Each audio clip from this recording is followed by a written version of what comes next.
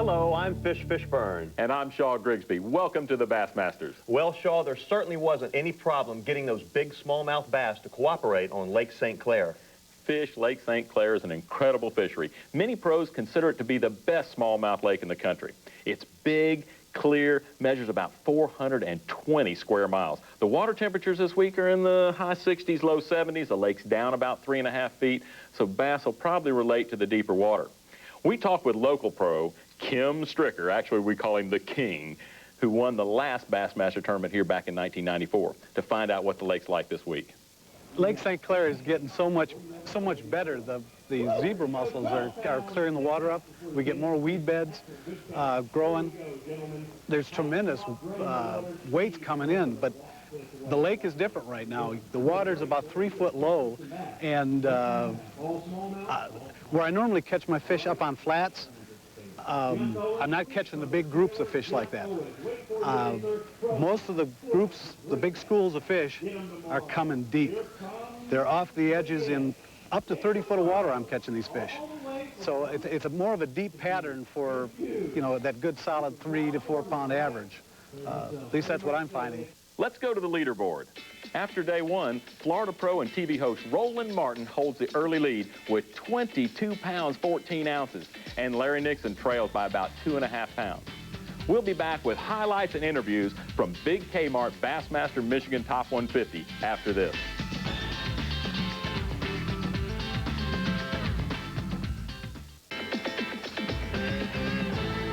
Welcome back to the Bassmasters. Roland Martin had that tremendous 22-pound, 14-ounce stringer on day one. And even though conditions were almost the same on day two, a change in wind direction meant a change in Martin's strategy. Today, things really changed. It was another rainy, cloudy day like yesterday, but yesterday they hit a big spinnerbait. I was throwing a big half-ounce spinnerbait, rolling it over this shallow grass in about 7 or 8 feet of water, and I caught all 5 of my big keepers, those 22 pounds, 14 ounces. They came up and slammed that spinnerbait. But today I threw that spinnerbait on all those good spots. I only caught 1 keeper, and it was about a 4-pounder. It was the only one I caught. And then I had to go to the tube jig. And I got on the inside of the grass lines. There was one particular grass line across on the Canadian side where it dropped from about 5 feet to about 10 feet, and it was grass. And I was throwing the tube up in that 5 and 6 foot water and coming into the grass with the tube, and they were taking it right on the grass line in about 6 or 7 feet of water. And I caught about 15 bass on the tube from about 10 o'clock to about 2 o'clock. So I left the fish biting. I had those 18 pounds. I figured that was good enough to keep the lead going. And I just went and looked for some new fish, and I never did find any more new fish, but I do have that one good school. Meanwhile, Larry Nixon was fishing an area near the mouth of the Detroit River, where he concentrated on a small, hard-bottom area estimated to be only 20 yards wide. Strong currents made making a perfect cast a necessity, and that can make a difference come weigh-in time. This little area that I'm fishing is it's kind of a little slot that goes up in behind the actual river channel itself. And I mean, there's a bar on the riverbank, and then it drops off into this little groove back there. And evidently these fish are moving up into that area to get out of that current. But it's real hard to fish, and you got to use a heavy head. I'm throwing a skirted twin tail with a half-ounce head and making real long casts with it and throwing it on big line, and once it hits the bottom, I'm just winding it along real slow, and that way I can stay in contact with it because it's real hard. This spot is hard to fish. I mean, it's really hard to fish. When the fish get it, a lot of times I don't even know it. They'd either push the bait at me or they just kind of catch it as it's bouncing along the bottom, and I'm missing quite a few fish, but it's, you know, they're big ones. It's a good area. St. Clair is one of the greatest lakes that I've ever fished, and I can't imagine how many holes there is like this one out there that I just haven't found yet. I mean, it's extremely hard to find them because it's such a flat lake, but when you find them, they're really there. Alabama pro Jeff Barnes, in 3rd place after day one, continues to catch fish on his spinnerbait pattern. I'm just burning the spinnerbait across the tops of grass, little clumps of grass, little strips of bands of grass on this flat. I think the fish are just moving out of the river channel out here onto this flat to feed. And I'm reeling the bait real fast, just under the surface, trying to draw a reaction strike. And spinnerbait's usually only about less than a foot below the surface as I reel it in.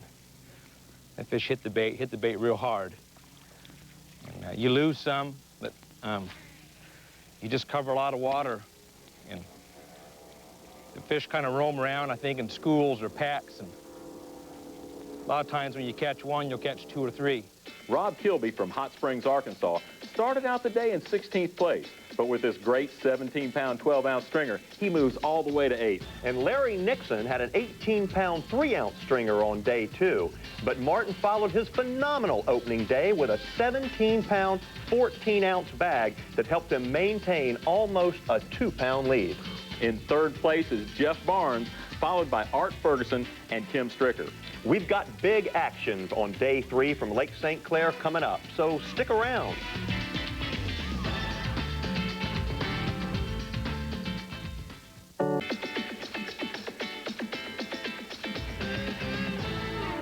Welcome back to the Bassmasters. Shaw, day 3 is an important day in the top 150 tournaments. Absolutely, Fish. Day 3 is an elimination day. Only the top 10 anglers will advance to the final round. And that means only those 10 guys have a chance at the $100,000 first place prize. That's why you'll see these guys get a lot more intense, especially when they lose a fish. Let's take a look at day 3 action. Clark Winlet is right on the bubble to make the cut. Let's see how he's doing. It's been going pretty good. It's I had a little place early and I had a bunch of bites there, and dadgummit, lost one right there. I got about 15 pounds. Unfortunately, I think it's going to take about 17 pounds a day to make the top 10, and I've got 34, so I need another 17. But you know, I had my chances this morning. I had a 5-pounder right next to the boat, totally played out, and I had about a 4-pounder totally played out right next to the boat, and both of them just came unhooked. It was just one of those things that happens, but these fish just fight too hard. I don't know. You love them when you're out there playing, but in a tournament you get one on and you're regretting that he fights for 5 minutes before you can ever get him in the boat. Larry Nixon has been catching his fish later in the morning, but today the dinner bell rang early. I really wasn't expecting these fish to be biting early, because I've been having to wait on them every morning for about an hour. And first cast, I caught one about 2.5 pounds, and so I knew I'd done right by coming here first, and it didn't take long. I had a limit by about 8 o'clock, about an hour I had a limit. But they're biting so funny today. I'm missing a lot of them. I'm losing fish. The current is so strong here that they just push the bait at me, and I'm not getting a hook in them or something. I don't know what's going on. Because the water's down about 3 foot, the fish don't come up on these flats as well as they did, let's say, back in '94 when I won the tournament. In fact, every spot that I caught the fish that won that tournament, not one of them has a fish on it. So it's changed quite a bit. But I still have a few flats that I've been able to catch and fish off early in the morning. Look, it's 8:30. I've got a small limit right now, and I won't fish on the flats too much longer, and then I'm going to go out and fish out in that 20 foot of water where I've been catching my better fish. But I like to have a decent limit before I do that, because that deep fishing is kind of slow. And I'm a lot more relaxed when I at least have a limit. So I've been able to get about 14 pounds or so in the morning and then go to my deeper fish. But I'll be lucky right now if I got 11 pounds. So I need a couple 3-pounders anyway, and I caught a couple on this flat 2 days ago. Roland's got a limit, and he's trying hard to stay in first place. Well, my strategy for tomorrow, I got to come back here, I guess. This is loaded with fish. I'm going to have to just work on these fish in the morning, try to get another 15 pounds, and then go. Well, I got a 5-pounder here yesterday and a 4-pounder, so and I got a 4-pounder again today, so there's a few big fish here. I get a couple that size, I can get 17 or 18 pounds and win the tournament. Right, my problem is I was only 1 pound and 14 ounces ahead of Larry, and I got about a little over 14 pounds. So that means if he has over 16 pounds, he'll take the lead today. I know that I'm in the top 10, but I'm hoping to get another big fish. If I can get about a, look at that little one. If I can get about a 5-pounder right now, that will be really good, because then if I get a 5-pounder, I could call, then he'll need 19 pounds. That's more like it. Let's see if Stricker's strategy of moving to deep water pays off. It's 9:15. I started this morning out on the shallow flats to catch a quick limit. That's what I've been doing for the last 2 days, catch a quick limit, and then come for these deeper fish. These deeper fish are slow. There's one right there. That's a good one. That's a good one. That's a good one. A big one. Come on, darling, I need that one. You too can be a highly paid professional bass angler. Stay on there, darling. Good job. All right. That's the ones I'm looking for. Thanks, partner.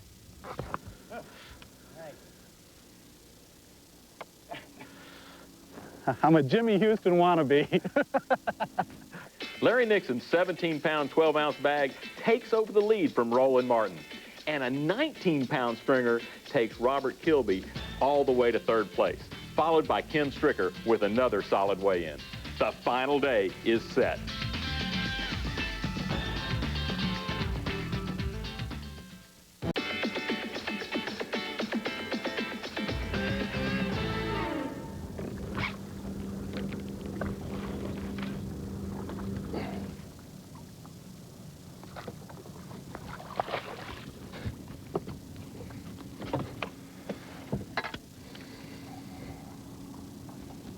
Yes, look what a smallmouth. Wow!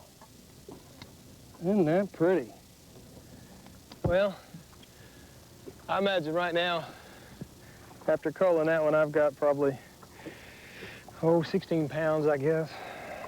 I need to catch me.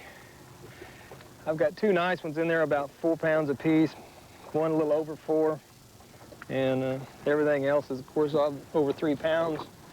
But I need 20 pounds today, so I've got 2 of the 5 that I need that are 4-pounders. So I just need to catch me 3 more 4-pounders and everything will be good. Let's see how our leader, Larry Nixon's doing.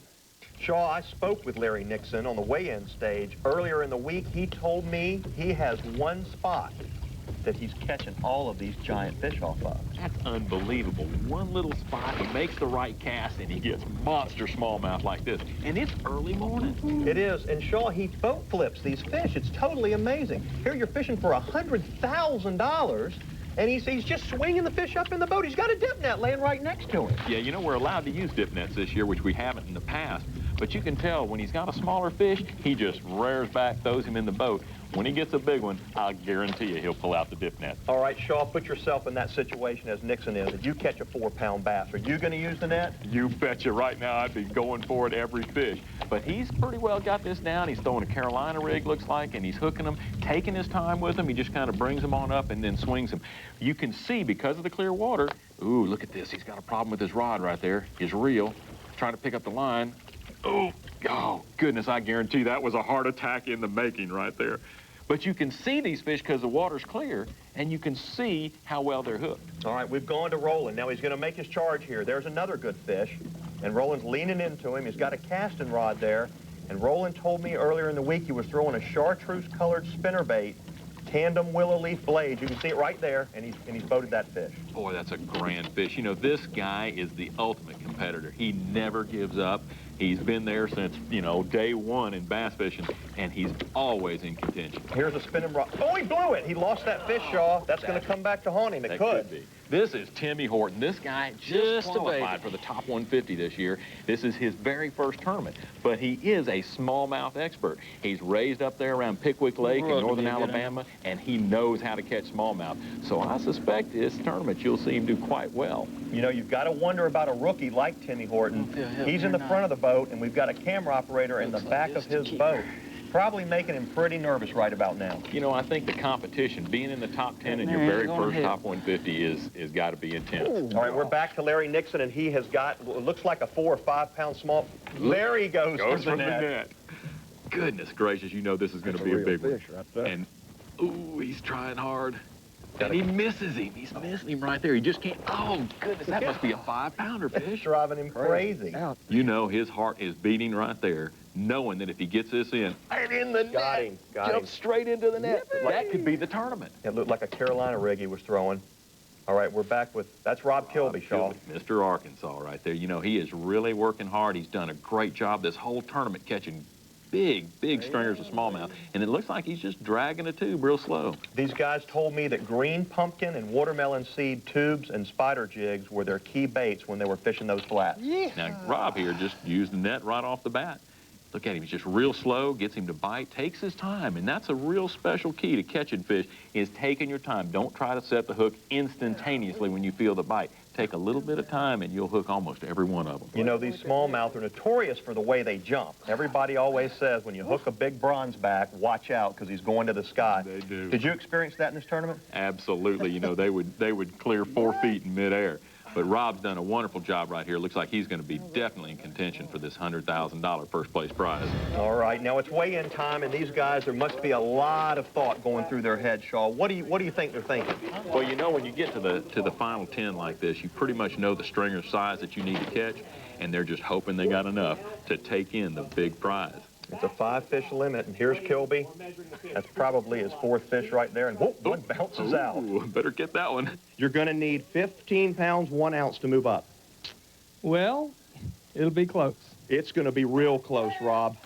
Look at those fish. Here we go. Wait for Rob Kilby. 17 pounds, 2 ounces. He's done it. Roland, you're going to need 15 pounds and 1 ounce. I think I got it. Watch the weight for Mr. Roland Martin. 17 pounds, 2 ounces. 17.2, Roland. Oh, boy, Larry Nixon, welcome. You're going to need 16 pounds and 2 ounces. Weigh 'em, suckers. He doesn't even want to talk about it. He's won over $1 million in his career with the Bass Angler Sportsman Society, and he's shaking like a leaf. He's going to need 16.2. Let's watch the weight. 16 pounds, 13 ounces. He's won it. You won it, Larry. $100,000, Larry Nixon. Look at those smallmouth bass.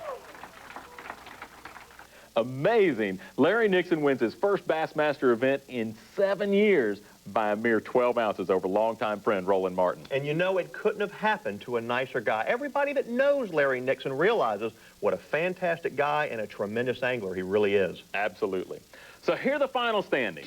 Larry Nixon takes home $100,000 first place prize, plus $2,000 for big fish honors on both the first and the fourth day. And Roland Martin finishes in the second spot with a check for $38,000, followed by Rob Kilby, $28,000. Fish, let's review the winning pattern. Well, Shaw, Larry was using a variety of baits. He had 3 different lures. One of them was the Berkeley skirted twin-tail spider grub. And his other bait, a Yamamoto hula grub, which was impaled on a 1/2 to 3/4 ounce football jig head.